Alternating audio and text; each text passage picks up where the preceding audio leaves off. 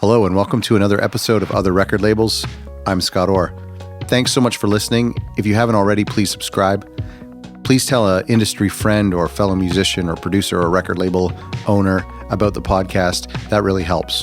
We have some incredible episodes coming up that we've already pre-recorded, and we've been getting some great suggestions from you emailing in at podcast@otherrecordlabels.com or via Twitter @othersongs or Instagram @otherrecordlabels.instagram or whatever. Thank you for those suggestions. We've been reaching out and we've been talking with some more labels, and we have months of episodes and more great ones to come. So thanks for doing that. Incredible downloads. This is our third episode of 2019. The first episode was with Sub Pop, and that broke our record for single day downloads. And then 2 weeks later with Bayonet Records, we broke the record again for single day downloads. Today, I talk with Chuck of Tiny Engines. Everybody loves Tiny Engines. All through my feed, I hear people talk about this label. Home to Wild Pink, which was a great record, by the way, this past year. Illuminati Hotties, Restorations. Thanks so much for listening, and thanks to Chuck for being on the show. It's been just the last 24 hours or less. I've been kind of really diving into Tiny Engines, and it's been really fun.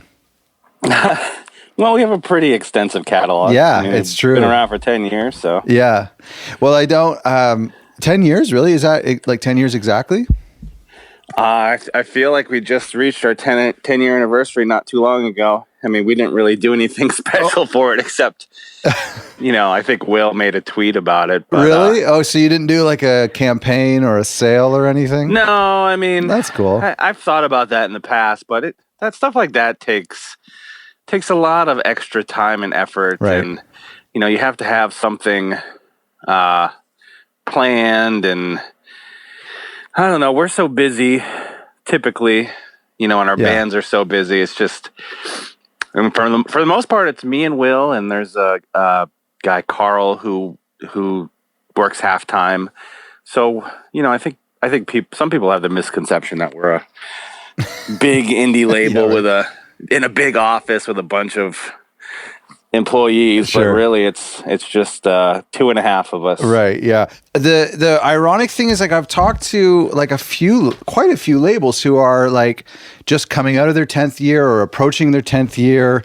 I don't know, there must have been something in 2008 or 2007 that was inspiring to start a label. Maybe. It's because it's Captured Tracks, I think, 10 year right now. Yeah. Anyway, I feel like that's probably more of just a coincidence. Okay. You don't think there was anything? Was there anything special that, other than us randomly deciding we wanted to start up a label? Yeah. And it was always, at the beginning, it was always just supposed to be a hobby type thing. But yeah, I don't think there was any big life events at that. Well, personally, but not anything that really ties into the greater overall scheme of indie rock. Right. But you never know. I mean, it's pretty rare in general for a small label to make it more than a few years. You're totally right. And I think that if people have made it 10 years, you've probably heard of them, because it's it's such a challenge. And 10 years, that's a really long time. And it's not when you think of major corporations been around for 100 years or your grandparents' wedding anniversary, but it's so much happens in 1 year. And I think for a label to make it 2 years is a huge deal. Yeah, let alone 10. It is. It's, the number one reason is because it's hard to make a living from this business. Mm-hmm. So a lot of labels will start out and they'll do it, as a hobby, release a couple things a couple releases per year, and kind of go on that course for a few years, and then I think, then it becomes something like, well, this is just a hobby. Do I have time for this? I'm doing other things in my life. I think a lot of indie labels don't necessarily. It's not so much that they close down as much as they just fizzle out. Yeah, I think. Yeah, that's right. And there's quite frankly, there's a ton of luck involved in this business. Really? I mean, well, just in terms of the bands you work with, because you can put out the greatest records in the world, and it doesn't necessarily mean that they're going to catch on. I mean, I feel like we put out some really great records. Mm-hmm. I mean, I think they're all great, and obviously, when I say that, I mean that there's some in terms of revenue and money and popularity that have done better than the others. They've just connected with people for some reason. Yeah, and I will say a big part of that is obviously all the parts have to be there, in terms of the promotion and the marketing and the distribution, and of course the bands touring really helps. There's always a direct correlation between bands touring and how well a record does. Okay. But sorry, not just album sales from the show, but actually you see it when a band's on tour, their Spotify's doing better. Is that true? I don't know about Spotify. Generally speaking, I mean, sometimes it's hard to make a direct correlation. But listen, if a band is active and doing stuff, generally that means people are more interested in that band because, listen, I know from experience we've released plenty of records where great records, but not really much support from the bands, and a great record can only go so far because people want to be engaged by a band. They want to go see them on tour. They want to keep up with them via social media and all that. Yeah. And if you don't do that, then people just get kind of bored. And by people, I mean not only fans, but press and retail people, the people that are buying the records. I mean, people are generally more interested in active bands. So, and that doesn't mean if you're active, you're going to have instant success. I mean, believe me, we work with a ton of bands who do DIY touring all the time, and it doesn't always translate into sales. But it's certainly a big factor. And just in general, I've always said that the best way for a band to connect with fans is for those fans to see the band in a live setting. Because there's just something special about that. Yeah. I mean, it does something so much more than discovering that band on a Spotify playlist, which is cool. Yeah. I mean, that's part of it as well. But yeah, I mean, every music fan has their own pathway that to get to connect to the artist. But yeah, no, I know what you mean. When you're talking about being around for 10 years and making it work. When you're talking about you guys had a lot of records this year. Is there a correlation with how many releases you do in a year that connects with success or survivability for a label? Do you have like a set goal? We need to do one a month or anything like that? Yeah, I mean, there is a balance for sure. Because on one hand, you can't overextend yourself and do too many because inevitably something's not going to get the attention it deserves. Right. So you don't want to overextend yourself. And that's, in terms of budgets and money, that also applies as well because obviously an indie label only has so much that they can contribute towards a record or a full year's worth of releases. But on the other hand, you want to stay active and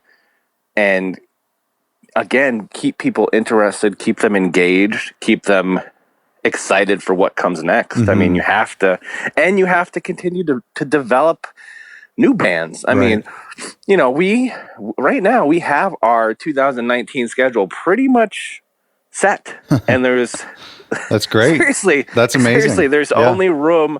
There might be room for like one or two more full lengths, maybe a couple digital only EP releases. But yeah, and there's it's probably half bands that we have worked with or are currently working with who are releasing their second record with us, and then half are probably brand new bands that we're developing for for the future, for past that, you know? That you had been developing back earlier this year. Yeah, and 2020 is probably going to be a bunch of bands that we worked with this year on their first records, honestly. So you have to continue That's amazing. to grow and evolve and keep people excited about things. But yes, I mean, but yeah, getting overextended is an issue.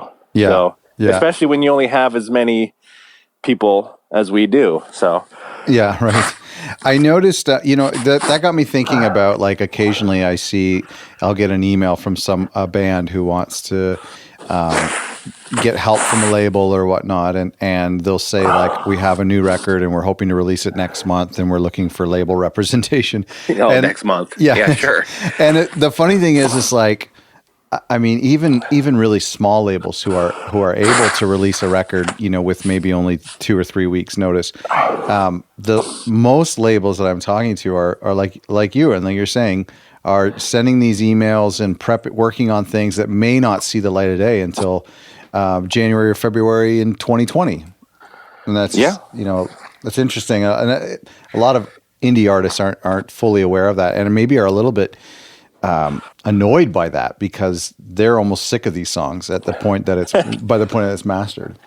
Well, yeah, and we get that too when even one of our bands submits mixes or masters, and they're like, "Oh, great, let's we're ready to go." Yeah. And I'm like, "Dude, I mean, just in general, turnaround time for vinyl is months and months. Right. At least 4 or 5, if not more. I mean, you gotta." Everything is a process, and even when the record is complete and I have product to send to our distro requires that they have everything 5 weeks before the release date. So that's another more than a month. And Will does most of the PR stuff, and that has a pretty long lead time. And the stuff that our distributor does in terms of pitching stuff to the digital service providers like Spotify and Apple Music, that has a lead time. So sure, I mean, if you're a tiny little band and you've never released anything, and your buddy has a cassette label, and they're like, we want to help out, then you can get something out within a month. But there's not going to be anything else associated with that. And everybody I talk to, and I talk to PR people, I talk to playlisting people, everything, the strength for a DIY artist is lead time, is giving yourself a lot of time. And I think, I had a record this year that was done in May and it was scheduled to release in the end of October. And there was something like, it was good for my mental health to have that lead time to just relax, know the record was done, and to just think about things. Who should I contact? What little initiatives should I do when October comes around? And I found it to be a really peaceful process. And I got a lot of respect, I think, from people that I was contacting too.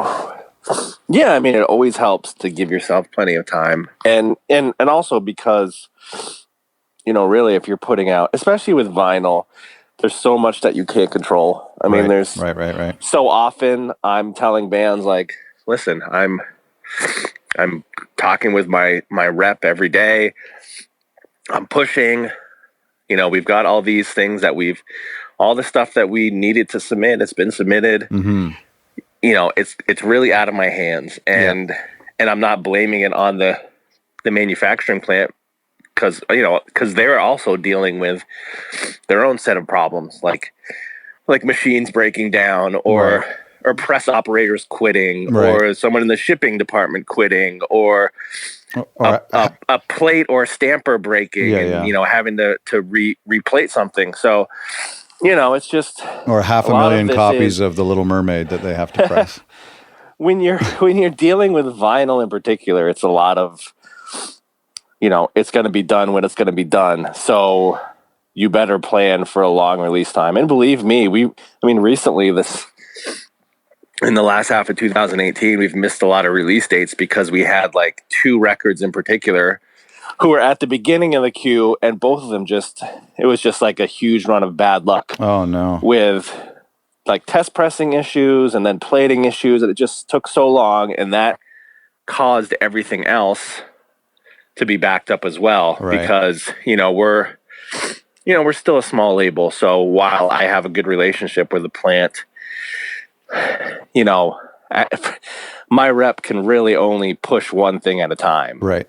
She can't push everything Right. at the same time. So That's true. Yeah. and it was just unfortunate, and I felt bad, and we did the best we could, but at the end of the day, it probably would have benefited us to maybe hold off on setting those release dates until we had, I think we set the release dates well before we had the test pressing. Right. So, that's probably good advice. That's good advice. Yeah. It's so hard to be patient it is, especially for artists.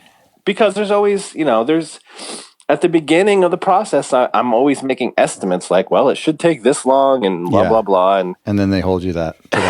Yeah. I mean, it almost never works out that way, unfortunately. So.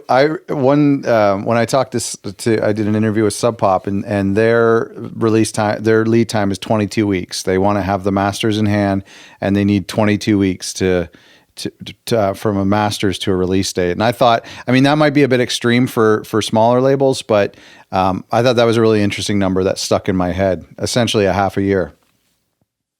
Yeah, that would be, in my eyes, that would be plenty of time. Mm-hmm. But so 22 weeks from when they get the masters. Yeah. Yeah. That is on the longer side, but again, that leaves you with tons of space to operate, and they're releasing a lot more records than we are, so they probably have that probably gives them flexibility to move things around. And I guess I imagine, like, if you're doing a pressing of 1,000 or 2,000 copies, there's probably more that can go wrong, or it could be a more difficult process if you're pressing 50,000 copies, right? Or 25,000 copies. I really don't know if the size of the pressing matters. No? Okay. Yeah. I've been doing this a long time, and I'm the one who usually handles all the manufacturing end of things. So, I don't know if smaller, and we're pretty laid back when it comes to colors, vinyl colors, because that's what takes time. Well, I can tell you one of the things that takes time. Like, say we do a pressing of 1,000, and we got like 200 is a special split 50-50 color, and 300 is another opaque color, and then 500 is black. All three of those will get pressed on different machines. If it's just like three colors, then yes, sometimes they're all in the same machine. But yeah, like black gets done in a different machine than the split, than the split vinyl, and then colors get done. I couldn't tell you exactly how it works, but yeah, we have stuff coming out at different times within one pressing.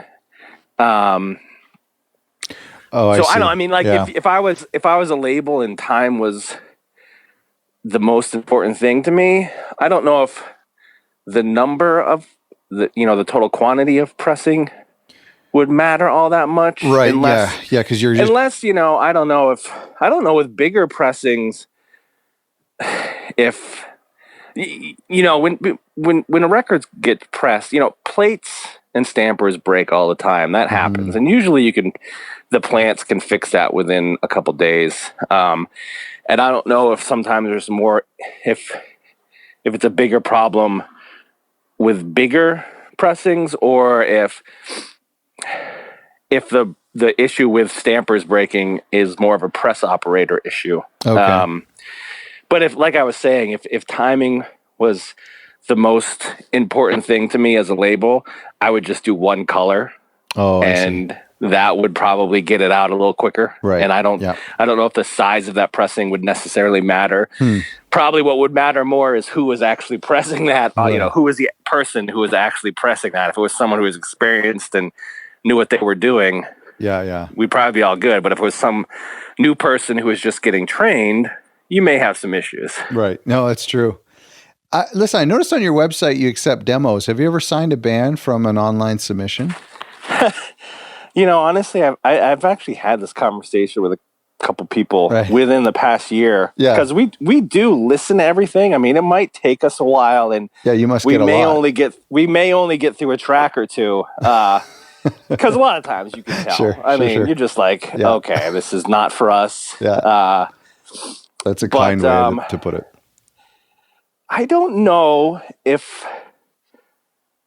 See, like I said, I've had this conversation, and I can't remember what the answer ended up being. Like, if we've ever actually really you don't know if any of your from bands a totally unsolicited demo, right? Because usually, it seems like a big chunk of the bands we work with end up being recommendations from like current artists, sure. like bands we're friends with.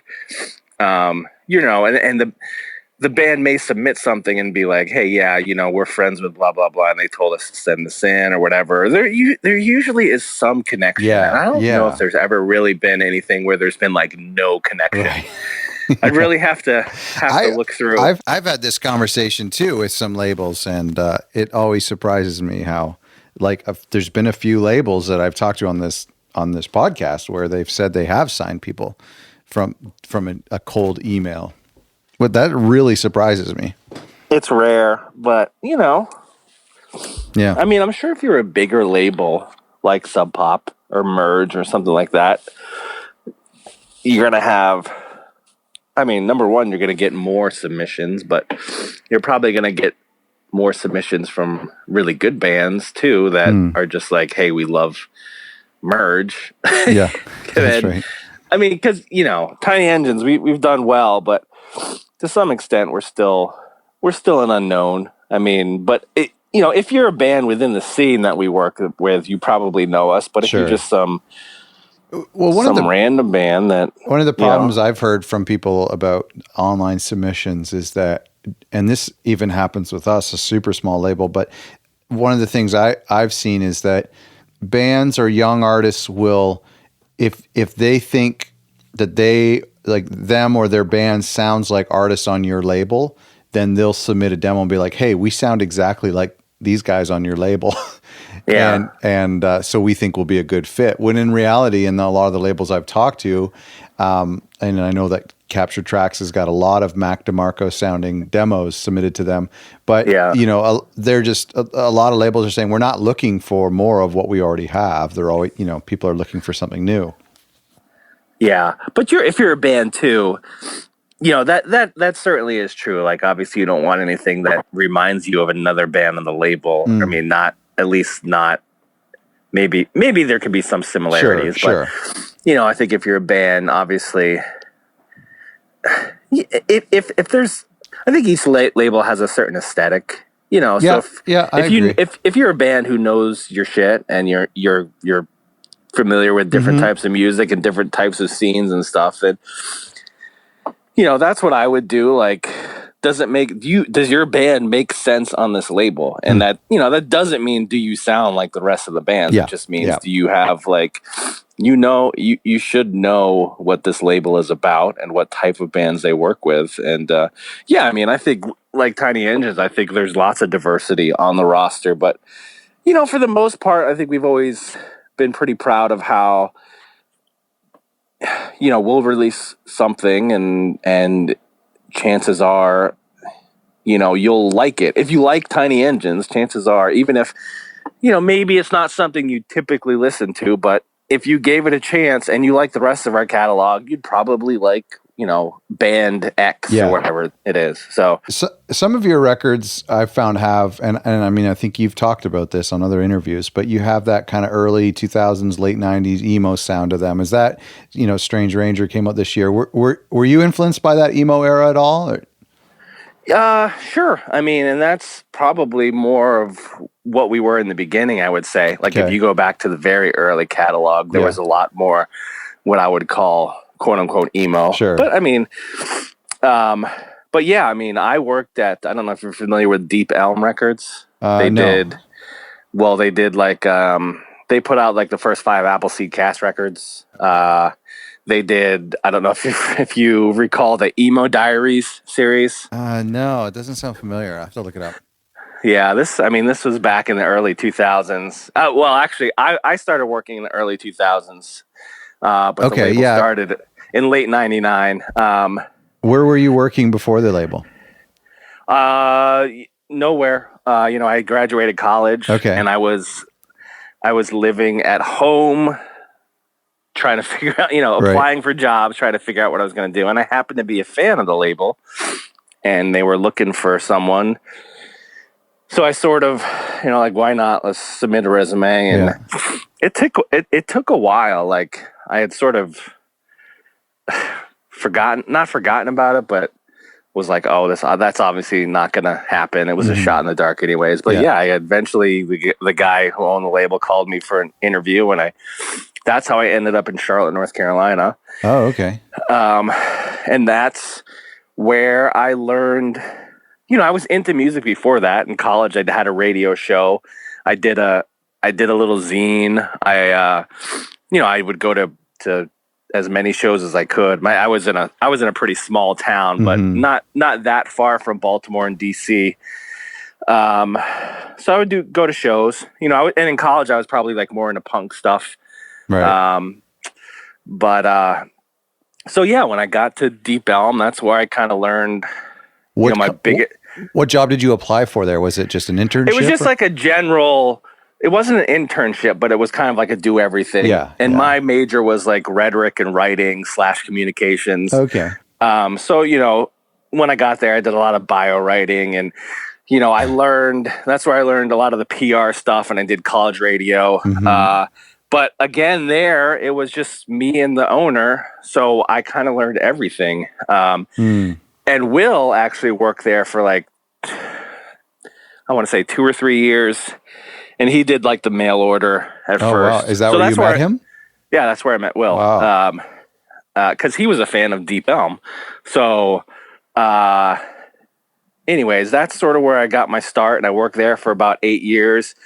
And then I eventually, the guy who owned the label was it was during the time where, illegal downloading was becoming really prevalent. And we just weren't selling records, and he had started to get into licensing song from television and movies and commercials. Right. But he was like selling off most of the physical catalog, and I don't know, I just kind of saw the writing on the wall. It was like, maybe I need to start thinking about my own thing. So that's when I kind of broke off and started a PR company called Bear Trap PR. Okay. And I did that for quite a few years, but that's where I wanted to offer PR services for smaller DIY type bands, bands within that emo punk scene. Yeah. I mean, it's funny, actually, some of the first few bands I ever worked with were actually some relatively, let me see. Let me pull up some names here. Well, I was just noticing on Deep Elm Records that going really far back, there's a Not a Surf release. Yeah, that was one of the first 7 inches he did. Wow. Because he was first based in New York City. Okay. Deep Elm has quite a history, and now he does. Like, you'll see, he has a bunch of, over the past 10 years, there's a bunch of stuff, but he's not really releasing physical records. He's really more focusing on licensing stuff. So a lot of the stuff, a lot of the current artists you'll see are play more like atmospheric post-rock stuff. Stuff that sounds like, he has one band, Lights in Motion, that I think he's done a ton of stuff with in terms of like movies and trailers. And well, that seemed to be, back in this era you're talking about, like probably like the mid 2000s, there was that was the shift. The shift was to movies and television whenever the decline of the CD started happening. And I remember too that, because I had a few friends who got some placements in their bands, because what was happening was they were, maybe you're familiar with this, but that really popular time where they were putting TV shows on DVD box sets, and apparently, like, because they were digitizing these TV series, they didn't have the music licenses that they bought in the 80s and 90s, and so they had to replace all of those music syncs with modern songs. So a lot of these like super small indie bands were getting placements on like Party of Five or whatever, just because they didn't have the rights to burn them to DVD or to put them on iTunes.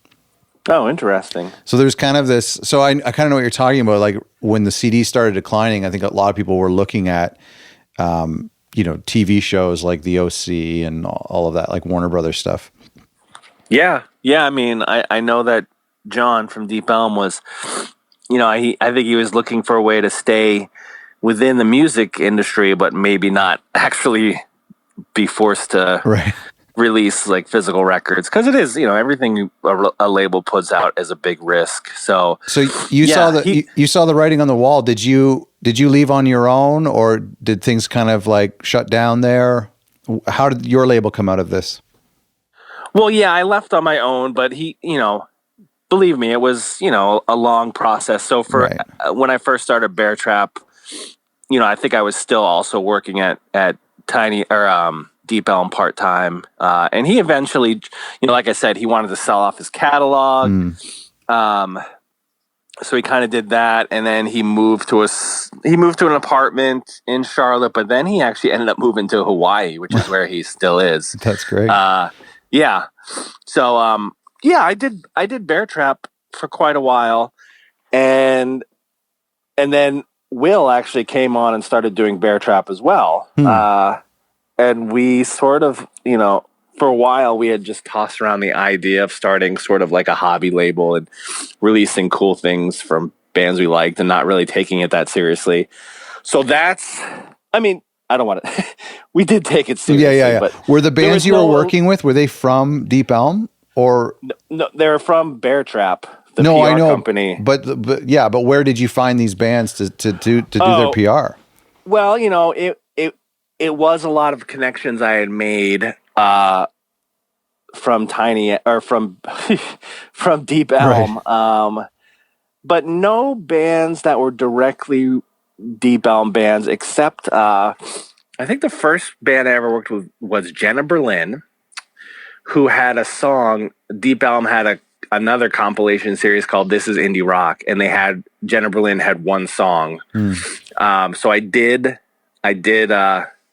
make that connection. And Jenna Berlin, if you're not familiar, is three of the guys who are now in Restorations. Okay. So I go back with Restorations with John, Dave, and Jeff for more than 10 years. Probably That's great. 13 or 14. But yeah, I mean, I was still obviously, I was involved in music, so I knew a lot of people, and I knew a lot of people in the scene. So it wasn't like super hard to find young bands to work with for the PR stuff. Right. Like some of the, like Look Mexico was one of the first bands I ever worked with for Bear Trap, and a band called the Ackleys, which is Katie and Allison Crutchfield from Waxahachie and Swearing, their first band when they were still in high school, which is an awesome. They have a great discography of, I think it's just a full length and an EP, but really great. If you're into if you're into anything that they do, then I would definitely go back and check it out. What did PR look like back then? So what are we talking here? The mid 2000s, late 2000s? Yeah. Like I think I started Bear Trap in, I want to say 2006, or 2007, and were there blogs? What was that? Who were people you were going after? This was still back in the time where bands would send me 200 CDs, and I'd send those out, and there was just like so many more outlets. Yeah. And it wasn't about getting a song premiere. It was more about like reviews and interviews. Right. And there was like tons of blogs that would review stuff, and magazines, obviously. And print magazines were still in the picture too. Yeah. So, I mean, and I did that for a while, and Will came on. And then, like I said, we started thinking about just doing starting a small label that would be like sort of low pressure, but stuff we wanted to support. And that's, our first release was that 7-inch by Look Mexico. And Look Mexico was a band I had worked with Bear Trap. And then our second release was a 7-inch from Tiger's Jaw. Again, I worked Tiger's Jaw first full length, which at that time was just on some small Scranton label, and I worked that to press. Honestly, the first. Why didn't you call it Bear Trap? Like, why a new label? Well, because it was two different things. Okay. I mean, I think we wanted that separation, right, which at the end of the day probably was good. Yeah. But yeah, I would say the first 7, 8, 9 things we released, I think had some sort of tie to Bear Trap. And that still exists now? You still work on? No. Will had. I stopped doing it because Tiny Engines had just gotten so busy, and on the personal side, I had kids. I have 2 kids now, and I was working at home, so I was also kind of taking care of them, and it had just become way too much to do Bear Trap, Tiny Engines, and take care of my boys. Yeah. And Tiny Engines was getting busier and more popular, so I just started to, kind of go for it and focus on Tiny Engines. And Will kept Bear Trap going for a while, and then he eventually just started. I mean, Bear Trap still existed, but he was pretty much just doing Tiny Engines releases. And now, I mean, Will still does pretty much most of the PR for the label, but Bear Trap as a company doesn't really exist anymore. I mean, the website's still up. Okay, so you guys... I don't know when the last non-Tiny Engines release... Right. When that was. But. So essentially, though, you do have in-house PR. We do, but it's, just for Tiny Engines. It's not really known as Bear Trap PR anymore. That's great. Yeah. Before we move out of the 2000s here, did you see that Weezer sketch on SNL? Well, where do you stand on Weezer's catalog? I haven't seen that yet. It's no. really good. We usually, my wife and I usually do watch all the new episodes on Hulu, the day or two after. We just, the holidays, it's been hard we haven't watched it yet, but I'm sure we will. But Weezer, I'm not like a huge Weezer fan, so, I like them fine, but I'm not a super Weezer fan. It's funny that there's not a surf on the Deep Elm catalog, because I was listening to, and I don't know if you've ever made this connection, but I was listening to the Wild Pink album, and I will get to that later because I've listened to it maybe 4 times straight in the past, 6 hours. And it's one of these records I just seem to have missed, even though I saw the artwork so much in my social feed, but I finally got a chance to listen to it, and it's phenomenal. But I hear a kind of similarities to Not a Surf, in his voice. Yeah, for sure. I can definitely see that. To Not a Surf, I mean, there's Wild Pink tends to get compared to War on Drugs and even Dawes, Tom Petty. Tom Petty, yeah. Springsteen, there's a classic sound to it for sure. Yeah, and that's a great sounding record. I think that goodness. the songs beautiful. Are great. The songwriting is great, but I will also say in terms of recording and mixing and mastering, that might be one of the best records we've ever put out. So from top to bottom, everything about that record is awesome. And there is this thing sequencing is so phenomenal on that record. Yeah. And anytime that people connect one song to the next, then they've got me hooked. But that was such a great record, and that's the blessing of doing this show, is that I saw the Illuminati Hotties and Wild Pink showed up in my social media feed several times this year, just because of the labels and the press that I follow. So I see that artwork all the time, but for some reason, you just never stop to take a listen, or it's just one of those records you never got a chance to listen to. And so then when I put on Wild Pink today or yesterday, I have literally played it front to back 4 or 5 times, and it's just so beautiful. Same with Illuminati. It was great too, but yeah. I agree. I mean, obviously there is a lot of music out there, so it's hard to listen to it all. But I'm sure there's tons of stuff I missed as well. Talking about, those 2 records, Illuminati Hotties, which has got a lot of attention this year, and it's such a great record too. Uproxx named you guys best label of 2018. What do you think 2018 was so great for you guys? What Where did the creativity come from? Where do I think it came from? Yeah. I mean, I think we have a strong catalog every year, but this year was definitely.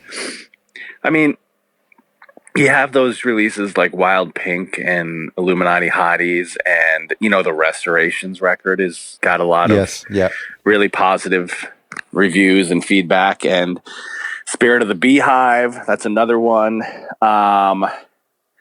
I don't know. I mean, it's just one of those things where you have a handful of records that are just getting all sorts of critical praise. And, it's hard for me to comment on that because, I like it all. Yeah, it's hard. I know. It's not like I could choose favorites. But, there is no doubt that, listening to that Wild Pink record and that Illuminati's Highs record and the Restorations and even like Spirit of the Beehive, that's something where, in my head, I'm like, people are going to like these records. There's not much doubt. Is there pressure to top that though? Well, I not really. I mean, maybe for some people, but you can't really, I don't know.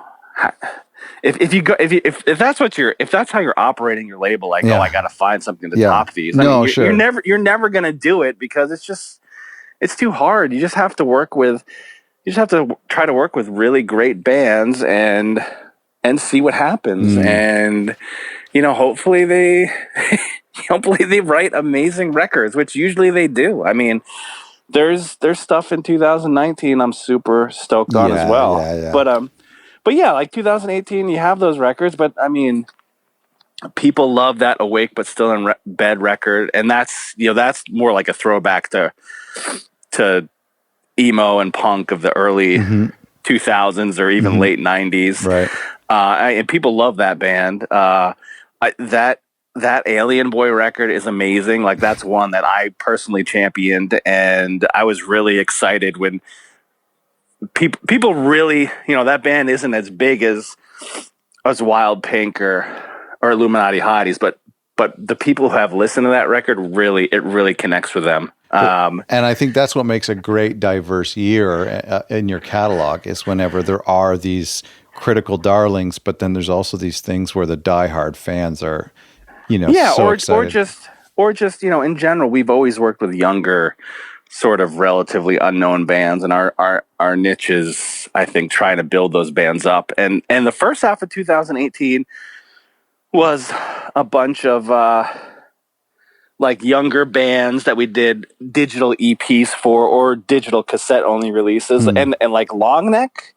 I think that was the first release of 2018, and that's an awesome record, and people love that record, and they're recording their follow-up, which will get, that'll probably get a proper vinyl release, and those guys toured a ton and did really great. So that's, Oceanator, we did that EP that did really well, and they toured with like Pedal and Camp Cope, and they're working on their first full length.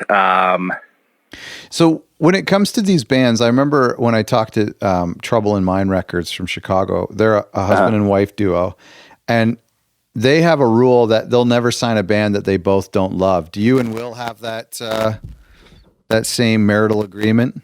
For the most part, I would say yes. Yeah. Like, for the most part, Will and I both have to be really into it. Okay.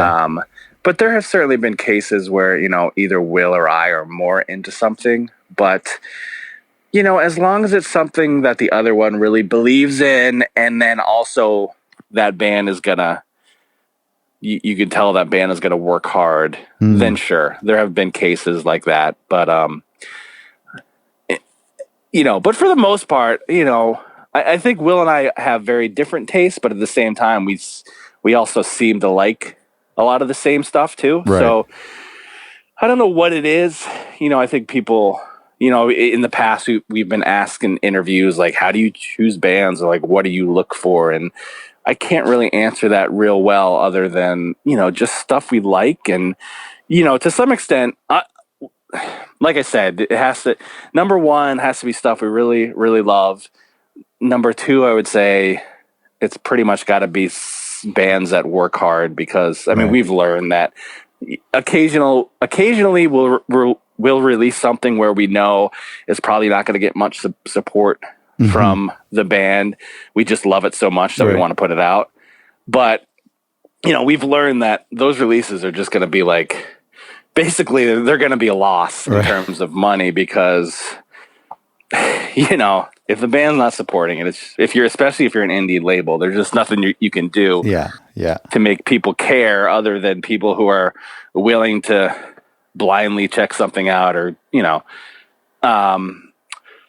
and then, you know, I would say, but I don't think like, you know, and I think we try to find stuff that sounds like Tiny Engines while still being diverse. And, you know, we try to shake things up, you know, but you can't get like, you know, there's hip hop stuff that Will and I like, but, you know, at this point, I don't know. It'd be hard to make that leap because just, you know, I just don't know if we'd be the right label to release that, and we don't necessarily have those contacts in that world either to do the proper job of it. So I don't know. I mean, yeah, we just basically try and release records we love from bands that work hard, and that's sort of the formula. And I can't really go beyond that because everything else is just a crapshoot, basically.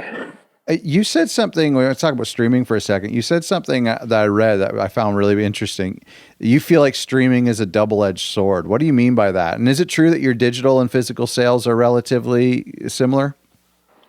Yeah. I mean, we are the type of label that, you know, the bands that we work with and the kind of scene that they're involved in are made up largely of kids and kids and adults, younger audience, who like vinyl. I mean, that's the scene that we're involved in that underground indie rock punk type thing, where vinyl is still an important aspect of what we are and how our bands operate. So yeah, it has remained relatively consistent in terms, you know, like that 50-50 split. I mean, maybe even I can't talk to 2018 yet because the year's not done, but it's probably going to be similar. That's cool. Why do you think streaming's a double-edged sword? Well, I mean, streaming is, on one hand, streaming is good because it's like instant gratification. I mean, it is cool to, you know, maybe read about a band and be like, am I going to like this band? And be able to listen to everything from that band instantly. That is cool. Yeah, I will not doubt that. Yeah. But yeah, I mean, it has cut into labels' overall revenue. You know, it has made selling records harder. And, you know, it has, you know, there is something to be said about how it used to be, where, you know, I think before streaming, you know, you were able to foster more of a community between bands and fans. And, you know, I don't know. I mean, that's not gone completely. I mean, it's probably hurt magazines, you know, print magazines are probably been hurt by that. And,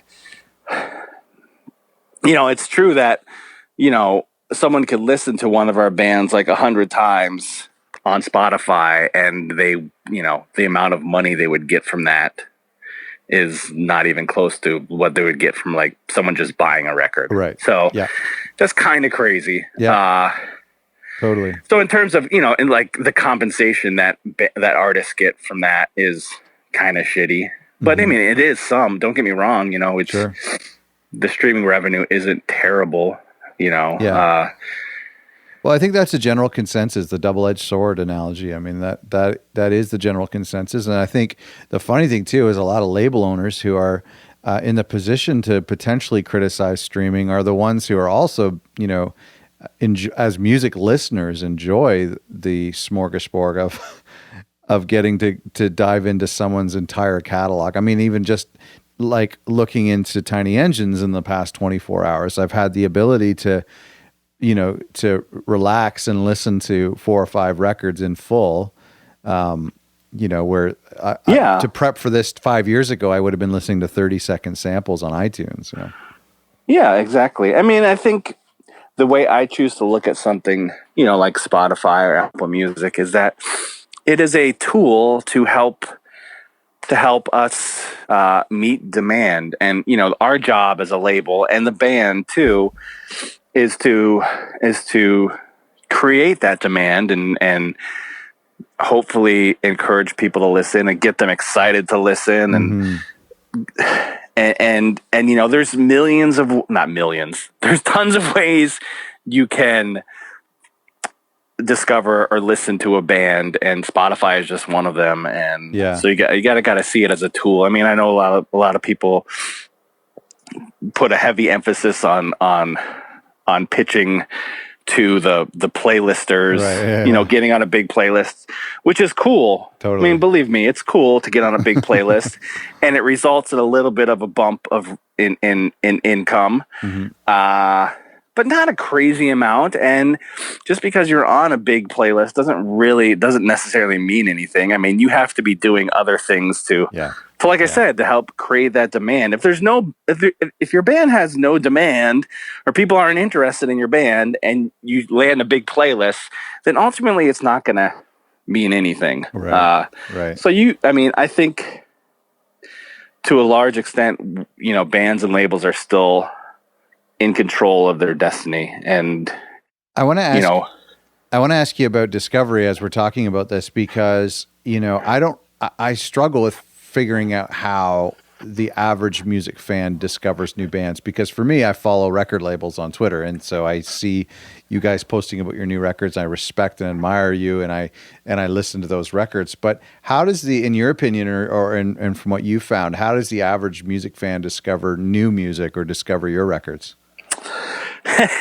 That's a good question, because I'm not the person who will discover things on Spotify or, I'm like you, is where I hear about something, whether it's from a label I respect, or, from a publication I respect. And then I'll go to Spotify to listen to that, that artist. And then I'll, most of the times if it's something I really like, I will buy records. I'm all about supporting that.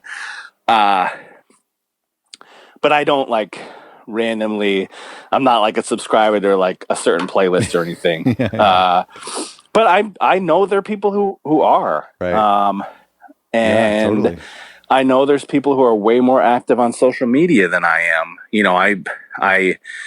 The way I use Twitter and Facebook is it's very bare bones. I'm not very active. Will handles the Twitter account, okay. Will and Carl. So there's tons of ways for people to discover new music, and for us too. This is going back to our bands being active and touring. I think that's a huge way of in this scene connecting with people and getting them to, creating that fan base, and because our bands tour with other bands who may not be familiar with Tiny Engine, so there's that connection. And a lot of young bands are sorry to interrupt you. A lot of young bands are scared of touring because they lose money on gas and hotels, and 4 or 5 people show up to their shows. What do you say to those bands when everyone says that touring is the way to find new fans? Well, it's forever. It's been that way where, if you're a young band and you've never toured, you are going to lose money on your first few tours. That's just how it is. And I know it sucks. And I know living on the road and sleeping on floors is not easy. Yeah. But that is the way to create a solid fan base, a fan base that's going to stick with you throughout the years. And that's just how true. It is. You're right. I'm sorry it's hard. You just got to do it. Believe me, we deal with plenty of hard things as well. And it's maybe not in the touring realm, but it sucks. But the more you do it, the more fans you'll get, and you'll build up fans in certain areas. And the next time you come back, there'll be more people there, and it just grows that way. And it just is what it is. That's a good answer. I think that's a great answer. Yeah, I mean, what do you want me to tell you? Touring, I mean, it's hard being an indie rock band. If you ever, if you're ever thinking about starting an indie label, or you currently have a label, and you're approached by a band where you really like the music, but you get a sense that they expect you to do everything, I would run the other way, because you're just it won't be worth it. Yeah. Believe me. It's so true. I mean, I one time had an artist say to me, like, hey, like, I have a couple weeks off work. Like, can I help? Is there anything I can help with, because their release was coming out in a few weeks or months. And I just was like, man, that's incredible. Like, of course, there's tons. I mean, first of all, you can write your bio. Like, there are tons of things that they can do. And it's like you said at the beginning of this chat, that, any time that a band is really involved, then it only can spell good things for their release. And the opposite. If the band is set back, or they're a recluse, or they're not interested, then it can just really hurt a release. Yeah, and I will tell that to bands, like, listen, you have to self-manage your band and do stuff outside of what, believe me, we do plenty of stuff for the bands, and yes, and we have a responsibility as well to provide certain things. But if you're in a band, you have a responsibility to cultivate a fan base and get out and tour and be active on social media and keep people interested as well. And if you're not doing that, it doesn't matter how much stuff we're doing. It's not gonna. Yeah. Basically, every to have a successful release, every phase of it, from the label to the band to the distro to the PR to the marketing to everything, has to be chugging along. And even then, it doesn't guarantee anything, but it sure does help. That is such a great point. It's such a simple point, but it's such a great point. I love it. Yeah. Is it getting easier or harder to run an indie label 10 years into it? Is your job getting easier? Well, I will say, like, 10 years in, I'm finally at the point where I'm like looking at it more as an actual business, like looking at, like, having to do, like, the accounting stuff, and just, like, looking at things in a way that a real business would look at. Like, not only, obviously the foundation of wanting to release really cool records from bands that you want to support, and, doing something positive in that regard, that's always there. But now I'm also looking at it like, well, doing things that make sense, and, looking at the marketing aspect, which we've never done. And, now that we're with a really good distro that gives us tons of tools and resources, and has like a lot of employees, and they're there to help us. It's just more like an actual business. That's great. That's whereas, I would say the first, for 7-8 years or more, like, you're just kind of winging it. Yeah. And if you're lucky, you're surviving. Yeah. But now it's like, I'm 43, so I have to, what am I going to do? I mean, what am I going to do when I'm 50? Like, I have to make it this thing. It has to be something that can sustain us for the future, because it's not like I can do anything else at this point, really. I love all the comments that people say on Twitter. Like, for our listeners right now, we're like 4 days away from Christmas, and this is the time of year where your extended family asks you what you do, or if you're still doing that. You still selling tapes? Yeah, exactly. Do you promote bands? Do you promote shows? I'm like, no. Tell Grandma. I don't tell Grandma what you do. Shows. I don't record bands. I don't have a recording studio. It's a recording studio. I've heard that from a lot of there's got to be 2 or 3 labels I've heard where they get calls like once a week, like asking if somebody can book their studio to record something. Yeah. Yeah. It is what it is. I mean, that's why when people ask me, I'd never, I don't really make a big deal of it. I mean, I usually try to avoid the topic, because it's easier just to do that rather than try and explain shit. Hey, thanks so much for doing this, man. I really appreciate it. Congratulations on an incredible year. and Thank such you. a great reputation. So many people love you. And I gotta give a shout out to Fear of Missing Out Records in the UK, who's connected us on Twitter. Now, you don't do the Twitter. I don't know if you know this, but I had sent you guys an email about 11 months ago. I'm not counting, but 11 and a half months ago, inviting you to do the show. And so if it wasn't for Fear of Missing Out, you guys would have continued to ignore me. Well, I don't know. It's possible that there's a lot of emails that just get shuffled to the bottom of the pile, and you know how it is. And you're like, I actually just emailed someone back, and it's been like 4 months, and it was just I knew it was in my inbox, and it's just like way at the bottom of it. I just never looked back there, and then I'm like, hey, 4 months turnaround time, not bad. Well, being involved in like sending emails to people at a label and pitching music and press, to send an email out and to send a bunch of emails out and to not hear back ever, or 11 months is actually pretty nice. Yeah, well, I would say if you had followed up, that probably would have. You know what? I probably should. Yeah. And I think I was just so self-conscious, especially at the beginning when I was pitching before we had episodes done. I was pitching and I thought, you know what? If they ignore me, they probably ignore me for a reason. So I'm not going to follow up. Yeah. And honestly, it's, and I usually do all the interviews. So if I missed it, Will probably, he usually doesn't do the interviews, and he'll be like, sometimes he'll be like, hey, do you want to do this? But if he doesn't say that, I might have missed it. I mean, honestly, I wouldn't be that self-conscious about it. I would just assume that it's people are busy, and totally. And a courteous follow-up in an appropriate amount of time is believe me, I appreciate. I tell bands sometimes, like, listen, I would rather you be annoying than not email us at all, because a lot of times it's just, we're so busy that sometimes things just get shuffled to the bottom, and then it just, you tend to forget about them. So, and I'm like, I would rather you just be chatty, because I actually appreciate that, especially because you're our bands. We're supposed to be working hard for you. Right. I mean, obviously there's sometimes a line you can cross, but listen, if you do it in a courteous, moderate type of way, then do it.